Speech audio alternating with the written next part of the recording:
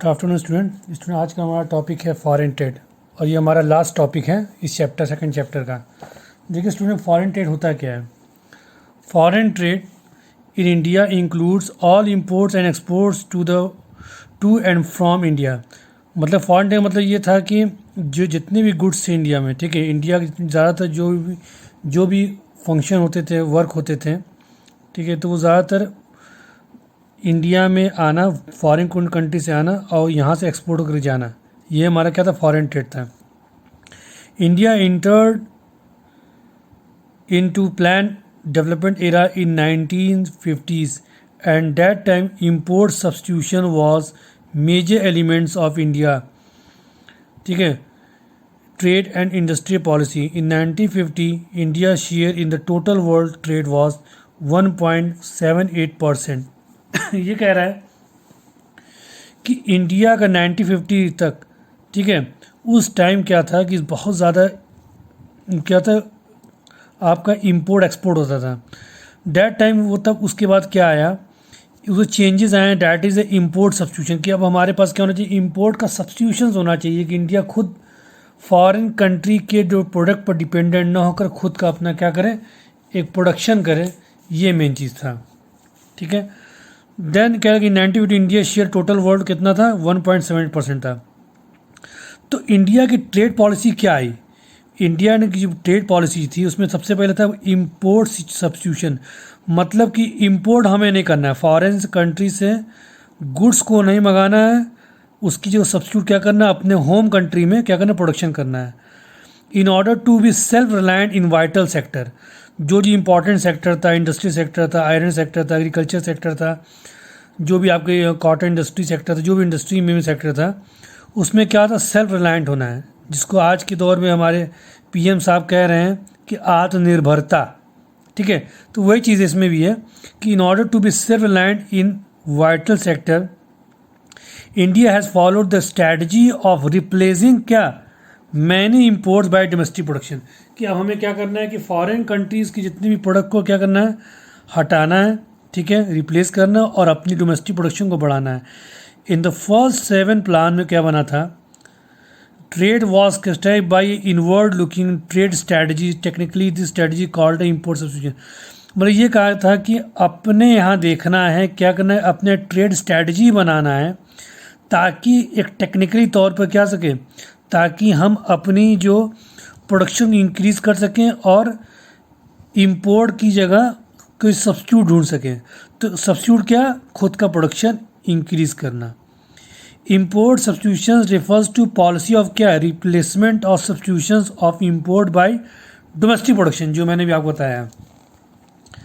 Example, instead of importing vehicles, हमें क्या करना है, अपने उस फॉरेन कंट्री की जो गाड़ी आ रही है, चाहे बाइक कार आ रही है, उसकी जगह अपना प्रोडक्शन करना है, ठीक है। डोमेस्टिक इंडस्ट्री क्या करना, इंक्रीज़ करना, इंकरेज करना है ना, ताकि इंडिया को प्रोड्यूस खुद कर सके। The basic aim of policy was protect domestic industries, main इनका मकसद क्या था कि प्रोटेक्ट करना किसकी, डोमेस्टिक इंडस्ट्रीज़ को फ्रॉम द फॉरेन कंपटीटर्स, ठीक है। और क्या कहता है इसमें था, the policy of import substitutions can serve in 2 definite objective. पहले क्या, saving of precious foreign exchange. अब यहाँ पर कह रहा है कि प्रीशियस फॉरेन एक्सचेंज का मतलब ये कह रहा है कि जैसे मान लीजिए इंडिया में अगर हम इंडिया में प्रोडक्शन ज़्यादा करेंगे, हमारी इंडिया ज़्यादा क्या होगी, मैन्युफैक्चरिंग करेगी ज़्यादा, तो फॉरेन कंट्री तो ज़्यादा खरीदेंगे, तो फॉरेन का डॉलर हो गया, चाहे यूरो हो गया, चाहे पाउंड हो गया, हमारे कंट्री में क्या ज़्यादा होगा। तो हम क्या करेंगे, saving of precious foreign exchange को ज़्यादा सेव करेंगे। मतलब हमारे डॉलर ज़्यादा आएगा, हमारे रुपये की वैल्यू क्या होगी, बढ़ेगी, ठीक है। अचीविंग सेल्फ रिलायंस, हम लोग खुद पर क्या होगा, हम खुद डेवलप होंगे, सेल्फ डेवलप होंगे, खुद पर भरोसा करेंगे। Protection from imports through tariff and quota. अब हम क्या करना चाहते हैं कि इंपोर्ट्स को बचाने के लिए मुझे क्या करना पड़ेगा, टैरिफ प्लान बनाना पड़ेगा और कोटा लगाना पड़ेगा। टैरिफ क्या है, टैक्सेस को लिवाइड करना, लगाना कहाँ पे, इंपोर्ट गुड्स पर। जब हम टैक्सेस को इंपोर्ट गुड्स पर लगाएंगे तो इसका मेन मकसद क्या होगा, the basic aim of importing heavy duty import goods was make more expensive and discourage their use. तो ज़्यादा एक्सपेंसिव हो जाएगा तो हम उसको डिस्करेज करेंगे, ज़्यादा नहीं लेंगे फॉरेन कंट्री की गुड्स को। और कोटा क्या लगा देंगे, कि एक लिमिट लगा देंगे, फिक्स कर देंगे कि मैक्सिमम लिमिट कि आप कोई भी प्रोड्यूसर, डोमेस्टिक प्रोड्यूसर है, फॉरेन से इससे ज़्यादा माल बाहर से नहीं मंगा सकता है। तो जब नहीं मंगा पाएगा तो मजबूर अपने देश में प्रोडक्शन करेगा, तो हमारे देश की जीडीपी इंक्रीज होगी। तो ये मेन मकसद था। The tariff on imported goods and fixation of quota help क्या है, restricting the level of imports. As result क्या हो, domestic firm could expand without fear of competition. इससे हमारी डोमेस्टिक इनकम क्या होगी, इंक्रीज होने लगी, ठीक है, फ्रॉम द फॉरेन मार्केट्स। अब रीज़न क्या क्या था सब्स्टिट्यूशंस का, the policy of protective production in the form of import substitution is based on the nation that industry of developing countries like India are not a position to compete against the goods produced by the more developed economies. With production they will be able to compete that due to course of time. एक particular course of time से क्या हुआ कि जब import restriction होने लगा तो India पहले क्या होती थी, पहले डेवलप नहीं कर पाती थी अपने गुड्स को, फॉरेन कंट्री डिपेंडेंट होती थी। तो अब इंडिया जब इम्पोर्ट सब्स्टिट्यूशंस होने लगे तो इंडिया क्या करें, फॉरेन कंट्रीज से कम्पीट करने लगी, मतलब खुद बराबर करने लगी कि हम भी अपने यहाँ क्या ज़्यादा प्रोडक्शन कर सकते हैं। Restriction on import was necessary as there was risk drain of foreign exchange reserve on the import of luxury goods. इससे क्या होगा, रिस्ट्रिक्शन इम्पोर्ट क्या हो गया कि जितने भी फॉरेन एक्सचेंज थे रिजर्व वो उनका डूबना शुरू हो गया on the import of luxury goods, ठीक है। तो ये फ़ायदा हो गया हम लोग का। Critical appraisal industrial development. अब हम लोग क्या पढ़ेंगे, क्या क्या इसका आलोचना की गई, इसकी क्या क्या नेगेटिव इम्पैक्ट था, क्रिटिकल उसको क्रिटिसाइज़ किया गया, क्या क्या था। In proportion of GDP contributed by the industry sector increase in the period from इतने परसेंट से इतना परसेंट कर दिया गया, कब 1991 तक। This rise in industry share of GDP is an important indicator of development, ठीक है। तो ये कह रहा है कि जो ये इंक्रीज़ हुआ 11.8% से बढ़ करके 24% बढ़ा हमारा जीडीपी, ठीक है। तो एक तरह क्या था, एक तरह की इंडस्ट्री का शेयर क्या हो गया, इंडस्ट्री का शेयर हमारे जीडीपी में बढ़ने लगा, जिससे कि हमारे कंट्री का डेवलपमेंट होने लगा। The 6% annual growth rate of industry sector, तो सालाना कितना ग्रोथ कर रहा था, 6% करने लगा during the period of also admirable, जो काफ़ी अच्छा था। Indian industry was no longer restricted to cotton textile and jute. India की इंडस्ट्री सिर्फ इस पर नहीं थी कि सिर्फ कॉटन टेक्सटाइल और जूट को ही प्रोडक्शन करे, it also included engineering goods, ठीक है, machinery, wide range of consumer goods, ये सब प्रोडक्शन करने लगी। Industry sector become a well diversified by 1990 तक क्या हो गया, अच्छे से सुधर गई। Largely due to possible sector, ठीक है, largely due to the public sector. तो ये पब्लिक सेक्टर में काफ़ी डेवलपमेंट हो गया। तो क्रिटिकल अप्रेजल का मतलब ये मत समझिए इसका नेगेटिव इम्पैक्ट। क्रिटिकल अप्रेजल मतलब उसको हम लोग अप्रेस कर रहे हैं क्या क्या हुआ था, उसको बहुत ही गहन तरीके से उसका अप्रेजल कर रहे हैं कि इससे क्या क्या फ़ायदा हुआ। सॉरी, हमने ये आपको उल्टा बता दिया था कि क्रिटिकल अप्रेजल का मतलब होता है उसका नेगेटिव इम्पैक्ट। तो क्रिटिकल का मतलब ये होता है कि उसको अच्छे तरीके से उसकी क्रिटिकली उसको एनालिसिस करना, ठीक है। अब नेक्स्ट क्या हमारा, the promotion of small scale industries, ठीक है। इससे क्या होगा, स्मॉल स्केल इंडस्ट्री का बढ़ना शुरू हुआ, वो अपॉर्चुनिटी देने पीपुल क्या हुआ, people small capital to get into business, ताकि बिजनेस स्टार्ट कर सकें, न्यू इन्वेस्टमेंट कर सकें, ठीक है, और एम्प्लॉयमेंट का जनरेट हो सके, ये फ़ायदा था, ताकि प्रमोट कर सके ग्रोथ और इक्विटी को। प्रोडक्शन फ्रॉम फॉरेन कंपटीशन, जाहिर बात है कि जब हम इंडस्ट्री सेक्टर बढ़ेगी तो हम क्या करेंगे, इंपोर्ट सब्स्टिट्यूशन हमारा हो जाएगा। इंपोर्ट सब्स्टिट्यूशन क्या होगा, अपने कंट्री में खुद क्या करेंगे, हम कोई चीज़ हम प्रोडक्शन करेंगे, जैसे इलेक्ट्रॉनिक्स हो गया, ऑटोमोबाइल सेक्टर्स हो गया, which otherwise not have developed, however this protection two drawbacks, ठीक है। इसमें ये लिखा है कि which otherwise could not have develop, हालांकि क्या this production had two drawbacks, के दो कारण थे ड्रॉबैक्स है, इनवर्ड लुकिंग ट्रेड स्ट्रेटेजी और policy were inward oriented, so we fail to develop strong export sector. हमारे क्या है कि हम लोग अपने अंदरूनी जो प्रॉब्लम थी, ट्रेड स्ट्रेटजी नहीं बना सकें, जिसकी वजह से क्या हो गया, हम लोग पूरी तरीके से क्या हो गया, फेल हो गए। और पॉलिसी वर इनवर्ड ओरिएंटेड, हमारी पॉलिसी क्या थी, इनवर्ड ओरिएंटेड थी, and so we fail to develop strong export sector, ताकि हम एक्सपोर्ट सेक्टर को डेवलप नहीं कर पाएँ। नेक्स्ट हमारा क्या है, नेक्स्ट हमारा लैक ऑफ कंपटीशन, ये भी था। Due to restriction on import some domestic producer made sincere effort to improve the quality of their goods and it is force the Indian consumer to purchase whatever is produce by them. तो ये भी problem था कि competition नहीं था, foreign country आ नहीं पाती थी, तो मजबूरन क्या था, हमें खुद का प्रोडक्शन करना पड़ता था। तो खुद प्रोडक्शन करता था तो इंडियन कंज्यूमर का मजबूरन उसी को ही क्या करना पड़ता था, उसी को ख़रीदना पड़ता था। तो बहुत जगह अच्छी क्वालिटी के प्रोडक्ट भी नहीं हो पाते थे, ये भी एक प्रॉब्लम था। Whatever it produce by them the domestic industry fail to achieve the international standard of product quality. ये लिखा है ना कि इंटरनेशनल जो स्टैंडर्ड था किसी क्वालिटी का, किसी प्रोडक्ट क्वालिटी, उसको मेंटेन नहीं कर पाते थे, क्योंकि टैरिफ कोटाज लगा दिए थे। तो फॉरेन कंट्री के लोग उतना भी यहाँ पर नहीं कर पाते थे, और यहाँ के लोग फॉरेन कंट्री से ज़्यादा इंपोर्ट भी नहीं कर पाते थे। तो मजबूरन कोई कंपटीशन था नहीं, तो जैसा वैसा प्रोडक्ट बनाते थे इंडियन के लोग जो है, तो उसको मजबूरन यूज़ करते थे।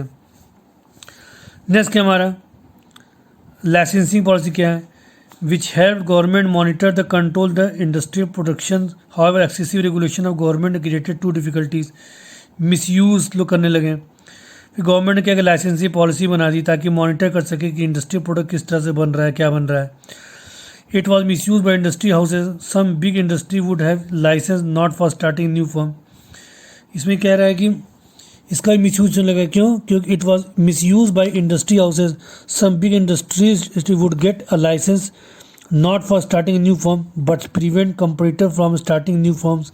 ठीक है, तो बड़ी बड़ी कंपनी को क्या लाइसेंस नहीं मिल पाएगा कि नया नया स्टार्ट कर सकें, जिसके क्या कर सके, जो कंपटीटर्स हैं उनसे क्या उनसे बच नहीं पाए। कंप्यूटर्स क्या मार्केट में एक से प्रोडक्ट उतारने लगे। टाइम कंज्यूमर ये भी था कि the cumbersome and complex procedure of obtaining license was very consuming, कि कोई भी लाइसेंस मिलने बहुत ही टाइम लगा रही थी इंडियन यहाँ पर, कि a lot of time was spend by industries trying to obtain license, जो काफ़ी टाइम लगता था। इससे क्या होता है, उनको कंपटीशन टफ मिलता था, जिससे कि अच्छा वो नहीं कर पाते थे। तो ये भी एक प्रॉब्लम थी। पब्लिक सेक्टर क्या कहते हैं, इसमें देखिए, made a remarkable public sector made remarkable contribution by creating strong industrial based development infrastructure and promoting development and backward area. तो पब्लिक सेक्टर भी एक ज़बरदस्त का कंट्रीब्यूशन था। ठीक है, उसने भी काफ़ी स्ट्रॉन्ग इंडस्ट्रियल बेस बना लिया था इंडिया में, ताकि वो डेवलपमेंट कर सकें और बैकवर्ड एरियाज़ में। However public sector continue to monopolise, जबकि पब्लिक सेक्टर क्या थी, सिर्फ यही मोनोपोलाइज थी। क्यों, खुद ही बेचती थी और कोई एक सिंगल सेलर थी। Date to ineffective in certain non essential area which could be well handle by the private sector. तो मजबूरन क्या होता है कि जो नॉन एसेंशियल एरिया थी उसमें भी क्या थी कि पब्लिक सेक्टर इन्वॉल्व थी, जिसको जो कि एक प्राइवेट सेक्टर अच्छे तरीके से कर सकती थी। तो ये भी प्रॉब्लम था, उनको जबरदस्ती उसमें इन्वॉल्व होना पड़ा। फॉर एग्जांपल टेलीकम्युनिकेशन उस टाइम, तो hotel industry, production goods like modern bread, ये तमाम चीज़ें भी क्या होती कि गवर्नमेंट की तरफ से था। तो जो कि प्राइवेट इंडस्ट्री को अच्छी तरह हैंडल कर सकती थी, लेकिन गवर्नमेंट को ज़्यादा इसमें इन्वॉल्वमेंट था, ये भी ड्रॉबैक था। Many public sector firms also incurred huge losses, बहुत लॉस में आती थी, but continue to function because difficulty in closing of government taking. मजबूरन इसको चलाती थी, कहेंगे ऐसा नहीं होता था कि गवर्नमेंट की जो अंडरटेकिंग कहीं बंद ना हो जाए। The monopoly of public sector is such non-essential area were criticized by many scholars. ठीक है, according to them, the role of public sector should be limited to strategy areas like national defense. Private sector should be given opportunity for the other non-essential sector. तो public sector की अपनी एक monopoly थी कि in such non essential area were criticised by many sector. तो बहुत जगह जो कई स्कॉलर्स हैं उन्होंने कहा कि आप नॉन एसेंशियल में आप ज़्यादा इन्वॉल्वमेंट नहीं होना चाहिए। मेन जो उनका स्ट्रेटजी क्या थी कि हम नेशनल डिफेंस में पब्लिक सेक्टर रहें, पब्लिक अंडरटेकिंग्स में रहें, और प्राइवेट सेक्टर किसको देना अपॉइंट देना चाहिए, ताकि वो नॉन एसेंशियल एरियाज़ को दे देना चाहिए, ताकि वो चीज़ का प्रोडक्शन कर सकें। ठीक है, ये फ़ायदा था, क्योंकि डिफेंस का काम जो है आपका गवर्नमेंट सेक्टर करेगी। तो गवर्नमेंट कभी नहीं चाहती थी, पब्लिक सेक्टर कभी नहीं चाहती थी कि डिफेंस का जो आइटम वो प्राइवेट सेक्टर बनाए। नहीं तो पता चला कि आज घर घर में सबके पास हथियार AK-47 हो जाता है। तो गवर्नमेंट क्या कि जो डिफेंस सिस्टम वो अपने अंडरटेकिंग ली, और जो नॉन एसेंशियल प्रोडक्ट था वो प्राइवेट सेक्टर को दी, ताकि उसको वो कर सके। ओके स्टूडेंट, तो ये ओवरऑल हमारा कंक्लूजन क्या निकल के आता है कि इकोनॉमी 3 सेक्टर में समराइज थी। क्या था? एग्रीकल्चर सेक्टर था, इंडस्ट्री सेक्टर था, इंडिया का बिकम सेल्फ सफिशिएंट फूड था, ठीक है, ग्रीन रिवोल्यूशन हुआ था, लैंड रिफॉर्म हुआ था, ठीक है, पॉलिटी एबोलिशन जमींदार हुआ था, इंडस्ट्री सेक्टर डेवलप हुआ था, ठीक है, एक्सेसिव गवर्नमेंट रेगुलेशन था कि ताकि ग्रोथ से रोका जा सके। ये तमाम चीज़ें, ये भी एक कारण था। इकोनॉमिक्स वर्ड ना, economic word dissatisfy with the performance of public sector enterprise. बहुत से जो इकोनॉमिक्स थे वो भी बहुत से डिससेटिस्फाइड थे कि पब्लिक सेक्टर का। Other policy were inward oriented, बहुत पॉलिसी इनवर्ड ओरिएंटेड थी। So we fail to develop strong export sector, ठीक है, जो एक्सपोर्ट नहीं कर पाई। Domestic producer were protected against foreign competition. तो डोमेस्टिक प्रोड्यूसर क्या थे? वो खुद को क्या करते, प्रोडक्शन करते ताकि फॉरेन प्रोडक्टर्स फॉरेन कंपटीशन से बच सके, इन ऑर्डर टू गेन क्या कर सके, सेल्फ रिलायंस हो सके। However this did not give them incentive to improve quality of goods their they produce. जबकि ऐसा नहीं हो सका कि वो एक अच्छी क्वालिटी के प्रोडक्ट दे सकें जो फॉरेन कंट्री के जो प्रोडक्ट बना के देते हैं अच्छी क्वालिटी के, तो इंडिया को उतना अच्छा नहीं हो पाया, ठीक है। तो ये तमाम चीज़ें ऐसे भी जो चीज़ थी जो इंडिया सिर्फ रिलायंस हो गई थी, बहुत कुछ मामले में भी फेलियर थी। तो स्टूडेंट ये था हमारे पास सेकंड चैप्टर पूरा ख़त्म हो गया। अब इसका स्टूडेंट आप लोग का नोट्स है, ये सब तो चीज़ पढ़ लीजिएगा, ठीक है। नोट्स खुद से बनाइए आप लोग, इसके तमाम क्वेश्चन दिए हुए कैसे कैसे उसको पढ़िएगा, जो चीज़ें मुझसे पूछिएगा। अब हमारा जो नेक्स्ट टॉपिक होगा माइक्रो इकोनॉमिक्स का होगा, chapter 4 national income. Thank you.